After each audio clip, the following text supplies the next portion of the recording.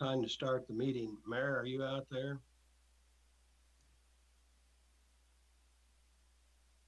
Mayor Cook? I guess he's not there.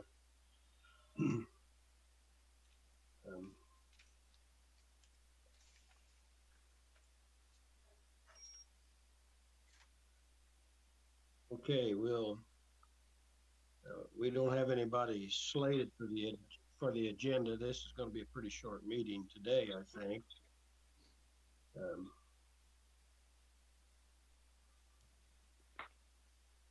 So I'm going to open the meeting. Cindy Gossard, will you call the roll and note the presence of a quorum? Troy Patton. Did you say Troy Patton? Yep. Okay. I'm here. I can hardly hear you, Cindy. Sorry. Scott Willis. Here. Joe Edwards. Here. Scott Fry. Here. Cindy Spalgeric. Here. Jake Gilbert. Okay. No, Jake Gilbert. Mike Johns. Here. Okay, we do have a quorum. Okay, Jake's not with us yet. Okay. Cindy, if I may, this is Scott Fry. Cindy, if I may, I'm just going to throw out there that it is very, very difficult to hear you. If you have any control over any audio setting there at all, a little more volume would be fantastic.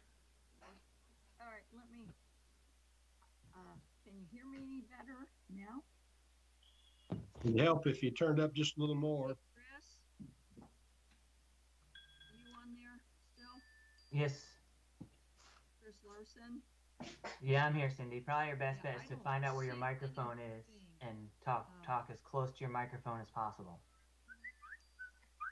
Scott, sorry, I turned up the volume on my laptop, but I don't see anything else to. No, I think it's just a matter of adjusting the think- proximity to your microphone. Wait a minute, you guys can hear Kim, can't you? I can. You sound better now than you've sounded so far this meeting. The vote call. Okay. If that will help. Yeah, I think we can hear you now, little. Okay, I don't know that there are any changes to the Kim, agenda. are you out there? Yes, but I think they can hear you now. Yeah, we can hear you now, Cindy. I can anyhow. Okay, there are no changes to the agenda. They said they can hear you. They can, well, I can't hear, they can, okay. I can't hear them now. Cindy, do you have headphones?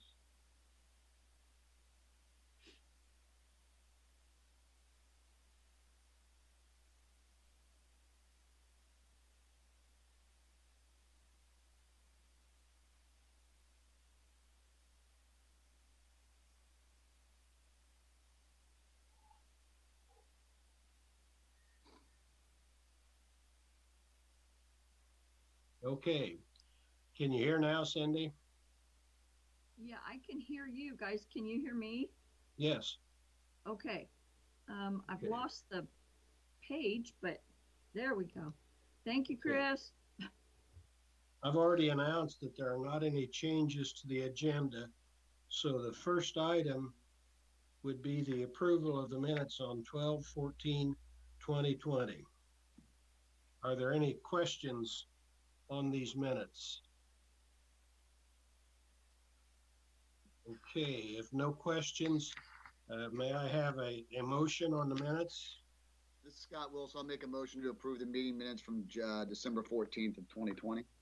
Okay, Scott, motions, is there a second? Jake Gilbert, second. Okay, Jake, thank you. There's a second from Jake. I'm gonna take this, well, let's call the roll and be sure we do it properly. Cindy, you wanna call the roll?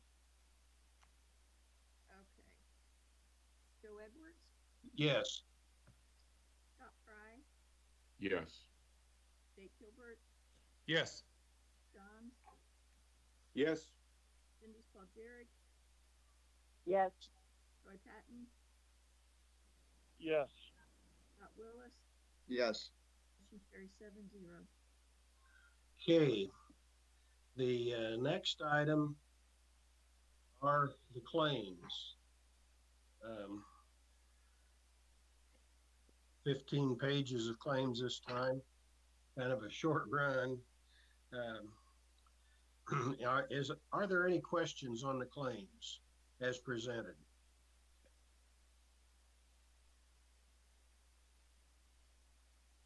If there are no questions, do we have a motion for approval?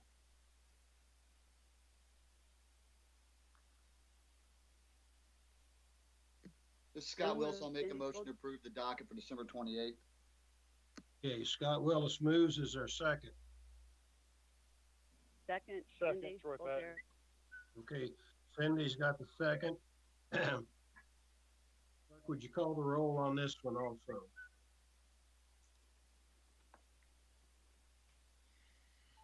Scott Willis, Yes. Jake Gilbert, Yes. Mike Johns, Yes. Cindy Spalgeri, Yes. Troy Patton, Yes. Scott Fry, Yes. Joe Edwards. Yes. Motion carries 7-0. Joe? Who seconded that? I'm sorry, I missed Cindy it. Spalgeric seconded. Right, thank you.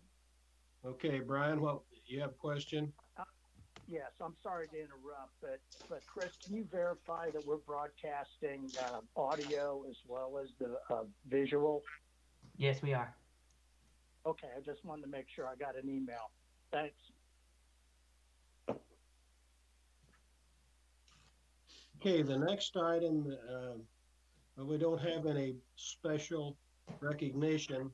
So the next item is old business. First item here is discussion of the Monon 161st Street project. There's been a lot of discussion about that, pros and cons. Is there anything else that we need to discuss about it? Joe, this is Jake Gilbert. Yeah, Jake, I just think I would like to speak, if that's okay. go ahead. So this is in my district, and I just feel like, I was very neutral on the thought of the tunnel in the beginning. And I believe that we needed to explore other options. I was certainly part of leading that charge that let's look and just see, is this the best decision? Because there were a lot of questions. And, we've gotten a million emails on this. I'm on both sides. So I just feel like this being in my district, I need to state my perspective. So just from a research standpoint, I live right by this. I drive through this intersection of the 161st and the Monon pretty much daily. I have run that intersection. I've biked that intersection. I've driven that intersection.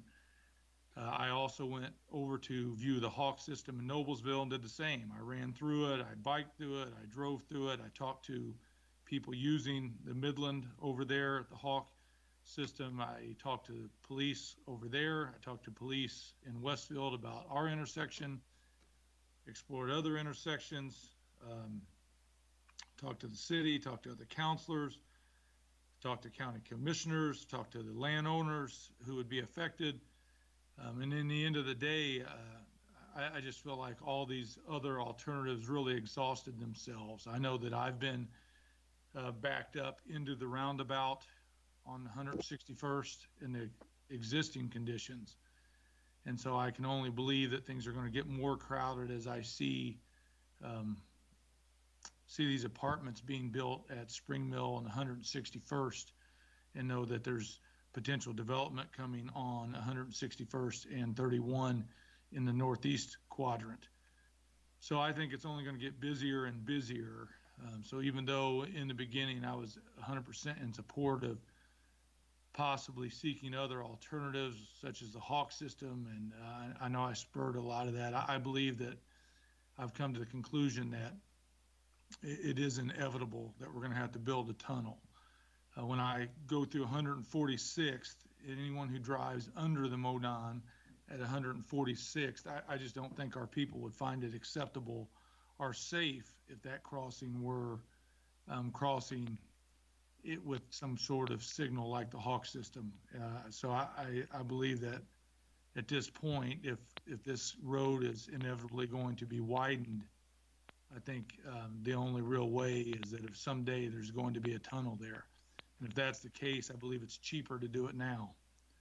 So I think it's responsible to save the city money in the long run. You never sacrifice what you want most for what you want now. And I don't want to kick the can down the road. The other thing is, inevitably, it would be safer to do it now. So I don't disagree that other intersections don't need addressed. But I do think it's certainly a safety issue right now with traffic.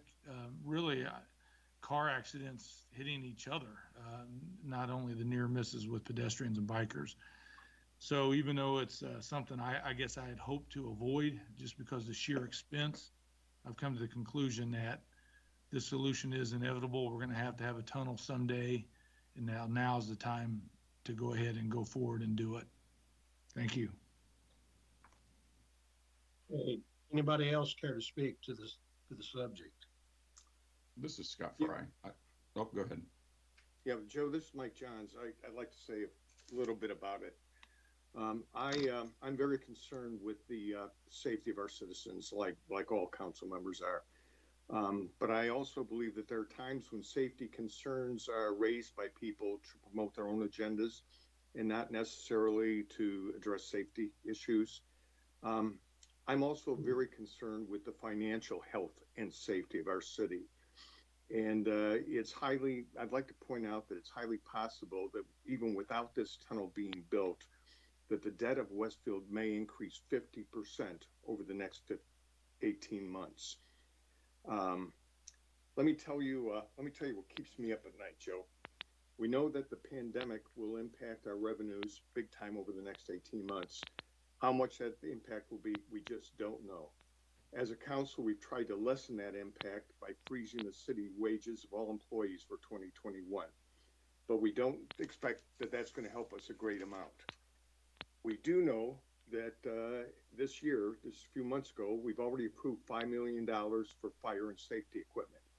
We'll need $5 million this coming year for a new fire station. We'll need $5 million for a police station. We've already approved $6 million in TIF funds for the Old Town Downtown project. We've already approved $7.5 million for State Road 32, with anything over the 15 million being charged to the city. And I suspect that at the end of the day, it's not going to be $7.5 million, but that'll be double that, or 15 million that's going to be impacted to the city. We know we need a new parking garage, figure $5 million for that. And if we want to have Grand Junction structures built and not just foundations on that property, we're looking at 13 million for that. So if my addition is right, that adds up to about 54 million in new debt. And we have not addressed some of our biggest capital improvement needs, like the widening improvement of many of our roads, specifically Spring Mill, which is our north-south thoroughfare, and 191st Street, which is basically a 2-lane farm road used by thousands of out-of-town tourists visiting Grand Park and visitors who frankly aren't used to driving on a rural roads. Which reminds me, we still don't know what the true cost of Grand Park is financially to us, and is it making money or are we losing money? So at the end of the day, I guess I find it difficult to support another $5 million for a tunnel, which is supposedly needed for safety reasons, when the data tells us that of the 11 pedestrians hit by cars in Westfield during the last 3 years, only one was struck at this intersection, and that lady actually ran in front of a car. So I definitely support safety efforts at this intersection. I would support flashing lights on the trail, speed bumps on the trail to remind cyclists to stop, the use of a combination maybe of a Hawk system and speed monitoring and maybe reduce speed on the road. We could actually even put a squad car there. We could hire a policeman and have them there every year for $100,000, we could have them there for the next 50 years, monitoring traffic, making sure that cars aren't speeding, and making sure that pedestrians are looking both ways before they cross. So my inclination is to look for some other more reasonable ways of spending taxpayers' money at this point, as we try to work our way through all of the financial issues that are facing our city. That's it.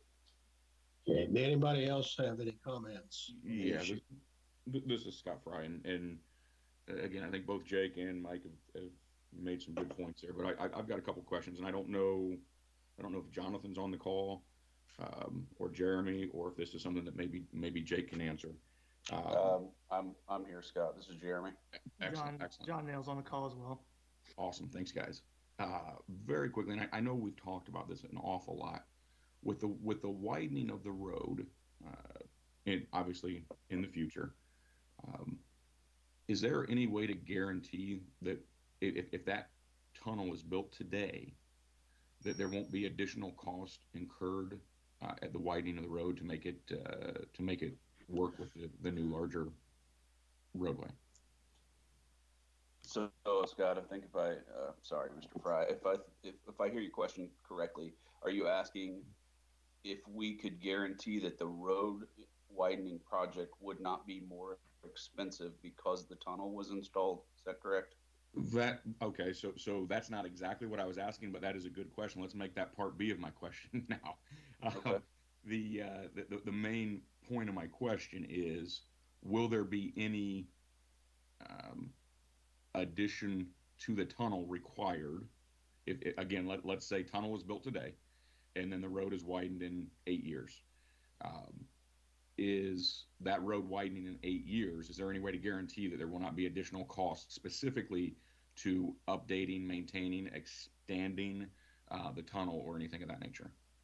Okay, so part A, yes, we are designing and will construct the tunnel in a manner that accommodates a full 4-lane section in that area. So with the idea that the Monon then wouldn't have to close for the widening of 161st Street. So as far as guaranteeing anything, I think there's far too many variables to guarantee anything, but we're certainly marching that direction so as to not incur any additional construction costs associated with the tunnel in the future, whatever projects happen. As far as the additional costs associated with 161st Street widening as it pertains to the tunnel, again, we're designing it to accommodate the future expansion of 161st Street. So, okay, I don't know if that fully answers your question. I think it does. I think that's very good news. So if this passes, then and the tunnel's the direction we go, then again, it's good to know that that's being considered. And though guarantee is a strong word, I realize that's probably not the best word for me to have used in phrasing my question, but it's certainly the expectation that there will be no additional cost, either because of the tunnel, no additional cost to the project of widening the road, nor will there be any needed expenditure for the tunnel when the road is widened. So that is great to know. I appreciate that feedback and that insight. Joe, if you don't mind giving me a little more time here, I've got a couple other comments and an idea here that I think we should visit. Okay, go ahead. So what I would say at this time, and again to the point that Jake made and the point that Mike made, I don't know that either one are wrong, but what I would tell you is to the point of funding, if we move forward with this tunnel right now, the next question becomes, where do we find the funding? In previous meetings, whether they were in city council meeting or finance committee meeting, I honestly don't recall, but in previous meetings, we had the conversation that the same TIF that is paying for improvements to Spring Mill are expected to pay for this as well. So then it becomes an either or type of scenario. I know in our last council meeting, the first one in December, I threw out the idea, and I don't think it really, no one really paused to consider it. And I think at this point in time, I'd like to, I think I'd like to make a motion to consider at least until we figure out funding and until we figure out whether or not it will work, we move forward with the improvement of safety at this intersection through means of, as Mr. Johns had pointed out, speed devices, maybe gates, whatever those apparatus might be, but also the Hawk system.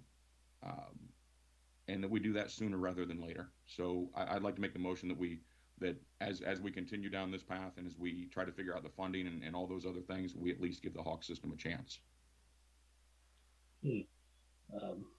Scott has made a motion. Is there a second to this motion? I'll second the motion. Okay, that's Mike Johns. Okay, now we can have more discussion on it before we take a vote. Is there more discussion? Yeah, I guess I'd like to hear from Jonathan Nail again, maybe, I mean, because that's what I was in favor of initially. But I thought that the study and the city's presentation showed that, the Hawk system is going to be problematic with the traffic backup, especially as we only add traffic. And again, as someone who travels this all the time, I've been backed up into the first roundabout already without the Hawk system.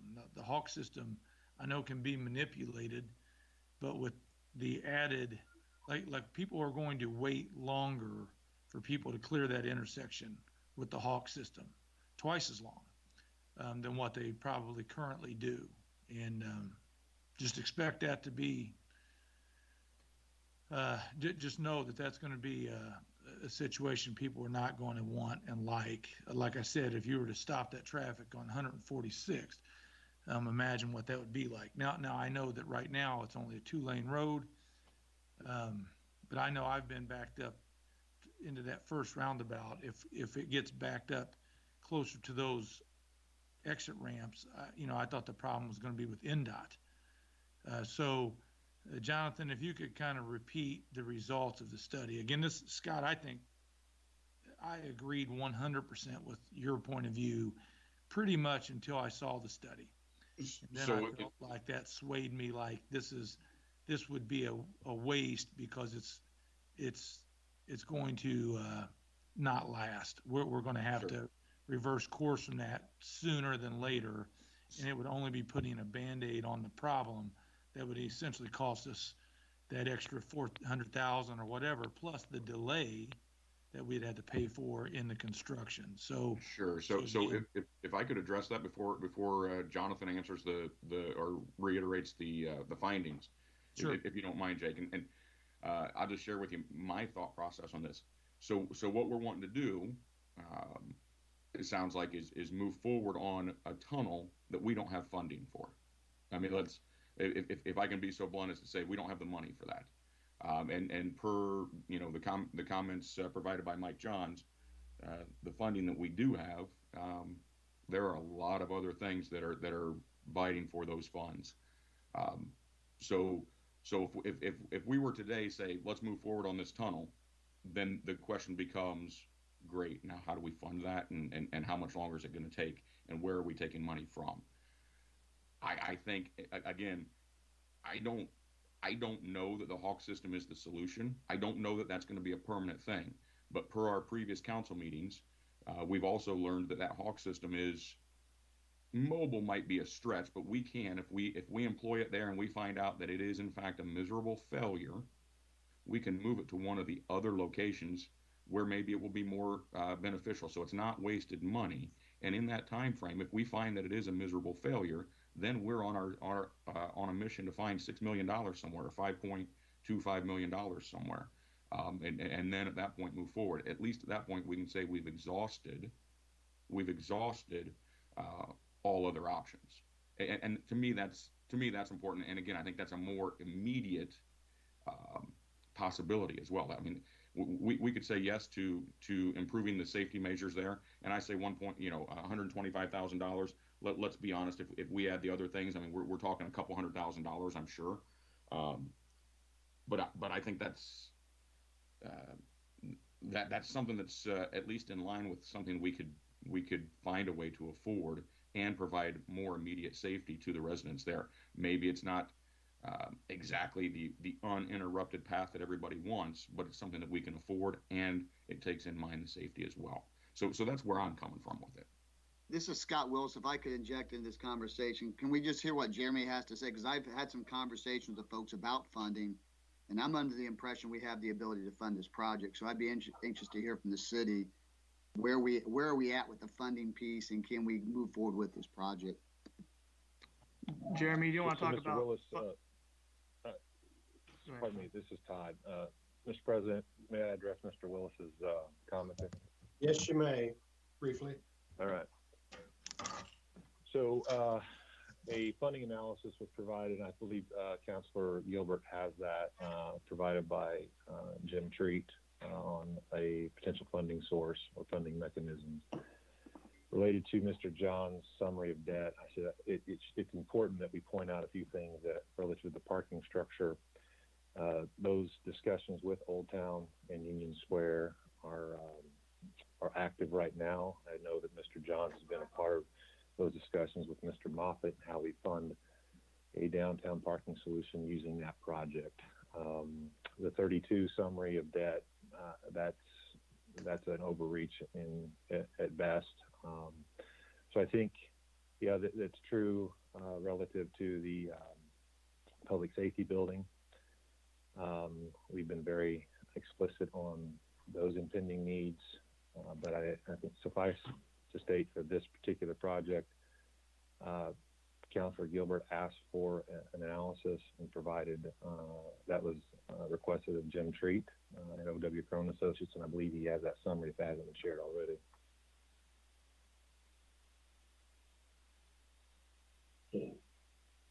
Anybody else have any comments? Yeah, this is John Nail. I think there's a question in there just asking for me to reiterate the findings of the study that we performed with regards to the Hawk system. And I'll just repeat that the Hawk system, if you allow pedestrians to activate the Hawk as they approach without any wait times, that would cause a backup in traffic of 1,800 feet, which is approximately the roundabout on the east side of US 31. So westbound traffic backing up to that east roundabout east of US 31 at 161st Street. With regards to the Hawk system and relocating it, if it doesn't work, again, the analysis showed that it would not work based on those criteria in the study. However, we did do an estimate. It's about $122,000 to install the Hawk system. Of that, just the equipment for the Hawk system is about $24,000, almost $25,000, which would be directly, movable to another location when the findings of the Hawk system study come to fruition. So there would be some savings of that $122,000 that could be reused. The poles themselves that would hang the flashing lights could be relocated as well. So in summary, I would expect maybe about $50,000 of that $122,000 able to be reused. The remaining, say, $70,000 would be basically a sunk cost at that point. That again, those are rough numbers, but based on my judgment, that's what I would estimate. Hey, Jonathan, this is Scott Willis. Just a follow-up question. I think Councilor Frybrand brought up a really good point, though. I think we all are concerned about the safety at this intersection, and regardless of what path we take, there's going to be a lag time in construction and making this a safe intersection. What do you have any recommendations of something we could do there that would eliminate the immediate safety concern that we have? I know there's only been one person hit there, but there's been dozens of near misses, and I certainly would hate for a 9-10 month project in that time period have somebody get seriously injured or killed. Is there any options on the table for us that's cost effective, or? There could be some potential, like one option that we've looked at is a modular pedestrian refuge where you install what amounts to a center curb 6 feet wide in the middle, so that you're only crossing one lane at a time. Again, I'm not sure that the width of the crossing is really the issue. I guess in the interim, something that can be effective is more public outreach as well, just to make sure that runners and cyclists are aware that they do need to come to stop. We've been dealing with this issue for years, and we've been trying to do this public outreach. I think we've had some success there, but those two are the kind of first things that come to mind for immediate mitigation options. And the only thing I would add to that, this is Jeremy, is as we are today, there are currently flashing stop signs on the Monon.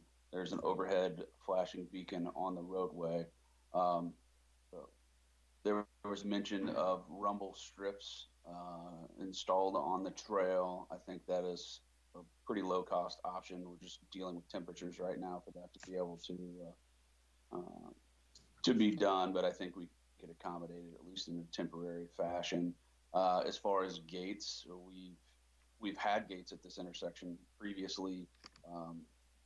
They honestly, they caused more danger to the pedestrians, so the people walking or running, because of the cyclists not slowing down and weaving around them, which is why they were removed. They were removed because they were creating some public safety issues in and of themselves. So we elected to remove them from all the crossings.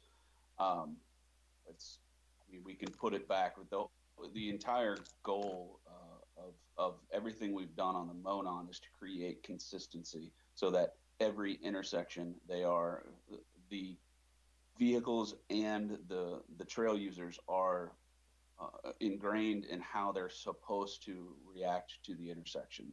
So that's why you'll see everything consistent along the corridor. And it's also why there's never one of the issues with the Hawk system is because then you create inconsistency in a specific intersection. Whether that's good or bad, I'm not the one to say that, but I can tell you that has been the goal all along, is to create these consistent intersection behaviors. So, certainly open to suggestions of putting additional things to bring awareness to the crossings. But there are stop bars, there are stop signs, there are solar powered flashing stop signs, there are flashing beacons. Short of that, I'm open to suggestions. Is there any other council conversation? Jeremy, On... yes, sir. Jeremy, do you want, to Mr. Bertrand's point, I had forwarded the O.W. Crone study on how to pay for it. I know we're not talking about using the Spring Mill TIF anymore, so I know Councilor Willis had asked Jeremy to explain those payment options, and I think that would be good to reiterate the city's plan to pay for it. Yeah, and I would defer that question to Todd. I appreciated him jumping in earlier. He and John Rogers really work closely with O.W. Crone on those things, so if he can answer that, that would be better. Yeah, I think what was this is Todd. What was provided at the request was how to fund it, and there are options before you. One primary source is certainly the Eastside TIF. Has capacity in it. It does not raise any property taxes across the board. The other options are to use any cash liquidity, and then the other option would be a general obligation bond. So you've got three options there, which the primary recommendation would be the capacity and Eastside TIF. Can I ask a question? This is Cindy Spoljaric. Go ahead. I know that we're laying out these financial ways to approach the project. I'm still wondering about why we haven't considered park impact fees, except for maybe there's not enough in there, which would have begged the question, should we actually be increasing our park impact fee to pay for this. It's part of our park system. So I'm just wondering, have we done that, looked at the possibility, what it would take?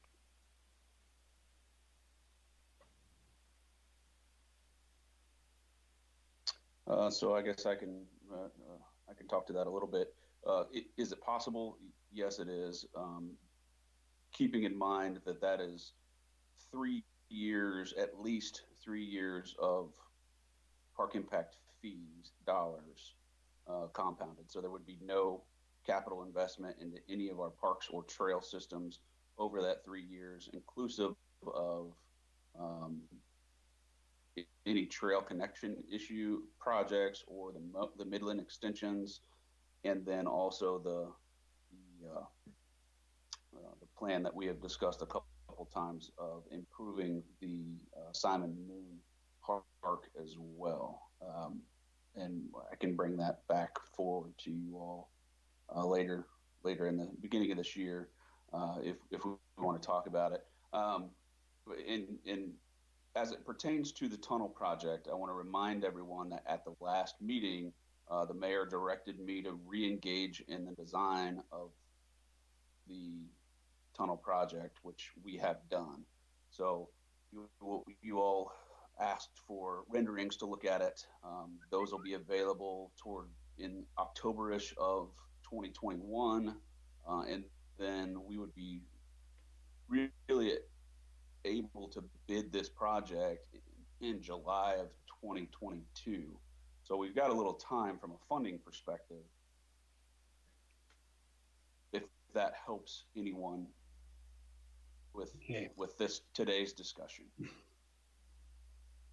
Okay, well, what I'm hearing, and correct me if I'm wrong, the motion before us is to install the Hawk system and see how it works and see if it does improve the situation any, and we'll always have the option to go to a tunnel at some other time when needed.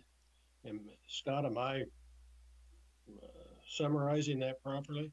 You are, and per Jeremy's last comments there, we're a couple years out before, if we said yes to a tunnel today, we're a couple years out, and clearly we're not saying yes to a tunnel today. Right, but I think the installation of a Hawk system will give us some ideas about whether this is going to work in this situation or not, and so we'll know whether we have to hurry up or do what we have to do to get that done. Well, we do have a motion before us put out, and Scott, do you want to summarize it again? And it's been seconded by Mike Johns. Scott Fry introduced it. Do you want to summarize it? I just made a motion that we enhance the safety of that intersection while we again continue the conversation about the future of a tunnel there, but enhancing the safety would be focused around the implementation of a Hawk system for that intersection. And in the back of our minds, we know that if that Hawk system is not the solution, we've got other options, and we can move that Hawk system to the next most troubling intersection. Okay. All right, and it's been seconded by Mike Johns. So Cindy Gossard, will you call the roll on this? Can you hear me? Just barely. There we go again. Okay. Scott Willis? I am a no, and I want to explain why. I'm a no because based on the study results, they said it wouldn't enhance safety and it would cause a worse traffic congestion around that area. And although I do appreciate Councilor Fry's approach of improving the safety, I'm 100% behind that. I just don't think this is the right move. Okay. Joe Edwards? Yes. Troy Patton? Yes. Cindy Spalgeri? Yes. Jake Gilbert? No. Mike Johns? Yes. Scott Fry? Yes. Okay, motion carries 5-2. Okay. Next item is ordinance 20-45, and this is amending the 2020 salary ordinance. And this is the non-elected salary ordinance. Am I right, Cindy? Yeah, this was just with the doing the 27th pay, we had Okay. to do some adjustments so nobody would go over the original salary ordinance. This is just an amendment. Okay. Do we have a motion on this ordinance 20-45, the amending of the 2020 salary ordinance? I'll move. I'll second. Troy Patton. Okay. Edwards moves, Patton seconds. Cindy, is there any discussion on this any further? Okay, Cindy, will you call the roll? Yep. Scott Willis, Yes. Joe Edwards, Yes. Troy Patton, Yes. Cindy Spalgeric, Yes. Jake Gilbert, Yes. Mike Johns, Yes. Scott Fry. Yes. Motion carries 7-0. Okay. The next, and that was introduced at our, the old one was introduced at our first meeting in December. There's ordinance 20-52. This is the elected officials salary ordinance. There's just, you see it up there before you. There's just one thing I'd like to say about this, and I've visited with Cindy about it, that the city council vice president, his amount, stipend, or whatever you want to call it, is decreased from $1,500 to $1,000. The council president ought to make a little more than the vice president, I think. So I just want everybody to be aware of that. Other than that, there's no other changes. So this is the elected officials salary ordinance. That's the mayor, the clerk treasurer, and the council. Do we have a motion on this? So moved. Okay, Scott Fry moves. Is there a second? Second, Jake Gilbert. Okay, Jake Gilbert seconds. Cindy, will you call the roll? Hey, wait, Joe Edwards, this is Scott Willis. I just have a quick question on this. Go ahead. These numbers that we're seeing, I just want to verify, this is a flat line from 2020, is that correct? That's the way I understand it. Yes, everybody's flatlined. The reason that we had to do the salary ordinance because there were 27 pays in 2020, but they, it's a flat line basically. Thank you, sir. Just wanted to verify it. Thank you. Council and everybody. Well, the clerk treasurer may have got a raise, but that's the only one.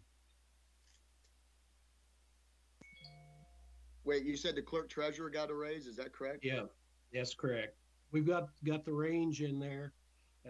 The finance committee has come up with a figure. With that, Joe, though, just for clarity, for sake of clarity, sorry for interrupting, I apologize. With that, there's a removal of the stipends. There's no longer a continuation of the stipends, correct? That's correct. The stipends have been rolled in. She got that anyhow, so. Perfect. Okay. Thanks for that reminder, Scott. Appreciate it. Sure thing. All right, are we ready to vote on the elected officials salary ordinance? Did we have a motion on this? I think we did, didn't we? Okay. Scott Willis, or it's not Scott Willis, Scott Fry, motioned, I believe, and I think we had a second, didn't we? It's Jake Gilbert, Jake Gilbert second. Okay, call the roll, Cindy. Troy Patton, Yes. Joe Edwards, Yes. Scott Fry, Yes. Cindy Spalgeric, Yes. Mike Johns, Yes. Jake Gilbert, Yes. Scott Willis. Yes. Motion carries 7-0. Okay, and the last item is ordinance 20-53 is the trash ordinance, and there's some fees that have been, this was negotiated out by the administration. We introduced that on the 14th of December. It's up for adoption now. There's a small quarterly increase, and it's kind of staggered by years. It goes over a 4 or 5 year period, as I read the ordinance. But you know, costs are going to increase, labor costs, and everything. That's all boiled into that. So is there, and you've probably heard it and probably read about it. So is there a motion on the trash ordinance? This is Scott Wills. I'll make a motion to approve ordinance 20-53. Okay, Scott Willis moves. Is there a second? Second, Troy Patton. Okay, Troy. All right, Cindy, will you call the roll on this one? Scott Fry, Yes. Joe Edwards, Yes. Scott Willis, Yes. Nate Gilbert, Yes. Nate John, Yes. Troy Patton, Yes. Cindy Spaltieri. Yes. Motion carries 7-0. Okay, I don't know. Do we have the ability for residents who wish to address the council to address the council? Is that possible? Yeah, Joe, this is Kevin. I've received no emails regarding that item. Okay. Thank you, Kevin.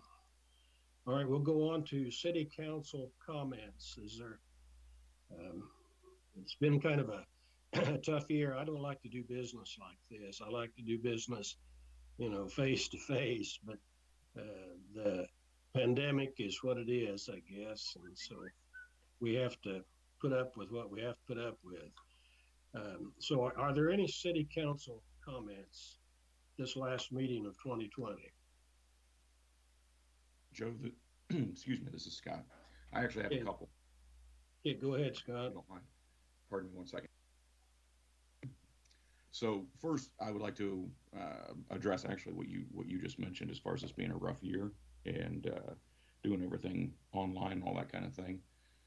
I would really like to address the fact that I would like to see us push to meet in person as soon as possible and get back to something that seems like normal again. So I don't know what is required for that. I don't know what is necessary to make that happen, but I would like to see that pushed forward as a high priority as soon as possible. That's number one. I don't know if there's any questions, feedback, or thought on that or not. I don't know. We have to do what the law allows, and since we're a public entity, we'll have to seek counsel on when will the law allow us to get back to in-person meetings. Okay. I don't know if any other cities are doing that or not, but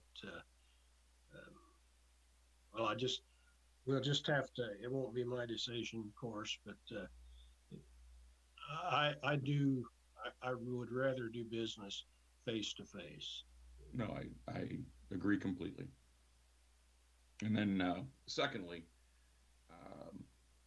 in light of the current circumstances and in light of everything that's going on right now, the back and forth and things like that, I have a message that I would just like to read specifically to Mayor Cook.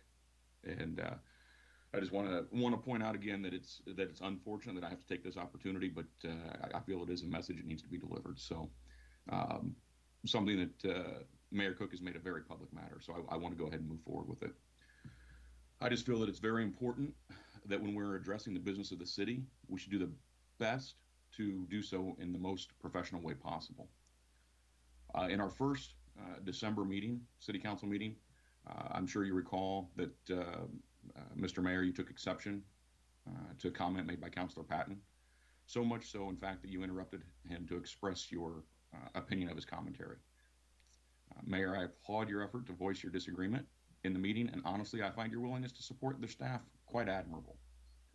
With that said, I find your actions following the meeting to be both out of line and extremely unprofessional. Your willingness to air your grievances and launch personal attacks in our local newspapers was unprofessional and unbecoming to the office that you hold. While you might disagree with Councilor Patton's comments, you certainly left no room for misunderstanding regarding your unfounded personal attacks on Councilor Patton.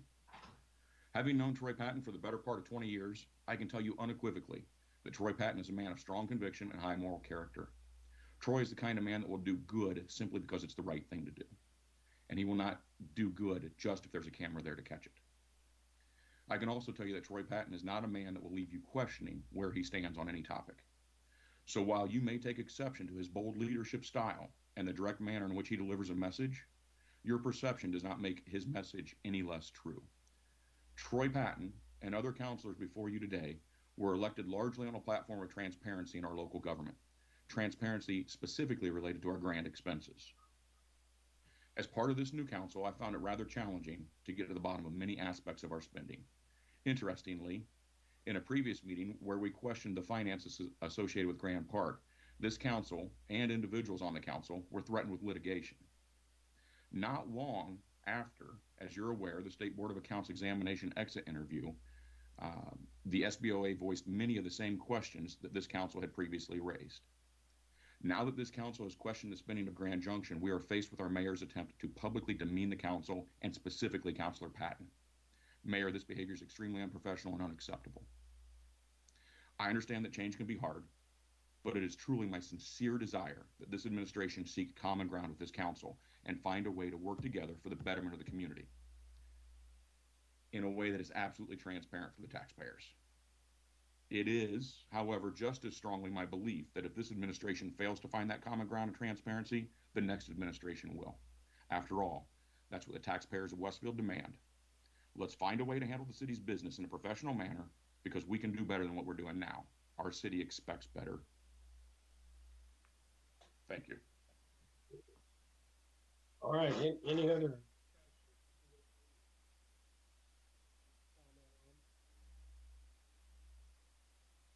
will be your council president next year. So I appreciate the cooperation of everybody that I've worked with to try to get to the bottom of some of this and to try to survive in kind of a tough time. I think tougher times may be coming, but just have to see how this is going to work out. But I appreciate everybody working and listening and doing their homework. That's kind of what it takes. Hey, is there any comments from the mayor or the administration? Yeah, this is Andy, and I echo Joe, your thoughts on the coming year and the year we've been through. Yeah, it's been rough. And to Mr. Fry, I respect your comments. I hear you. I am perfectly willing in spirit to go forth, all of us together, as I think I wrote you in a Christmas message, for the betterment of this city. And yes, there's improvements I can make, but I think I think that works two ways. And there's a lot of things that we can get through, and I'm perfectly willing to do so, and would like nothing more than to continue the robustness of this city in 2021. Thank you, Mayor. Well, there's no other business before us, so my last act will be to declare the meeting adjourned. Thank you. Happy New Year, guys. Happy New Year. Thank you, Joe. Thank you for everything you've done. Thank you. Thanks for all your cooperation. Happy New Year,